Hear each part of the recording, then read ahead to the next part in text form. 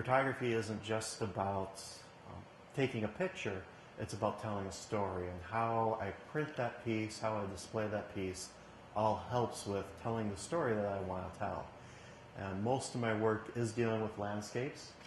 It is dealing with nature, and part of that is because there's a wonderful phrase that you'll find out, or you see when you go out to some of the national parks, especially Glacier National Park, that says, "Enlightenment begins where the pavement ends." And for me, that's so very true, because once I get out of this, cement and steel jungle, as people will call it, I get out of the city and you put me onto a trail walking, I just become relaxed and peaceful. Everything, all my worries, everything kind of dissipates, and I start to see different things in nature. And even my titles of these pieces, most of the time, is trying to give you an idea of what was going through my mind when I took the picture.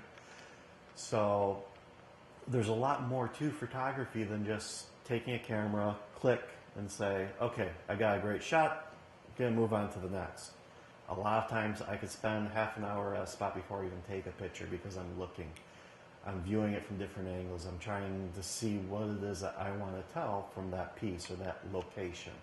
And sometimes I'll take multiple pictures in a location, and I might only use one of them, or I might use a couple of them to give a different point of view from one thing, a different story from the same spot. And I have done that a couple times, especially with a piece that I don't have up here. It's called "From Death Comes Beauty." I have a picture, and it's just of a dead stump with the roots and the water flowing behind. And then I have another picture that I stepped back from that area. I went to a wider view, and it tells a different story. And that one is actually just called, step back and look a little different, or look at a different view. So that way you can see one location can actually tell you multiple things if you stop and look for it. So as a photographer, I look at my work a little bit differently sometimes, and I also expand into some different areas of photography or different areas of artwork that people may not consider putting photography into.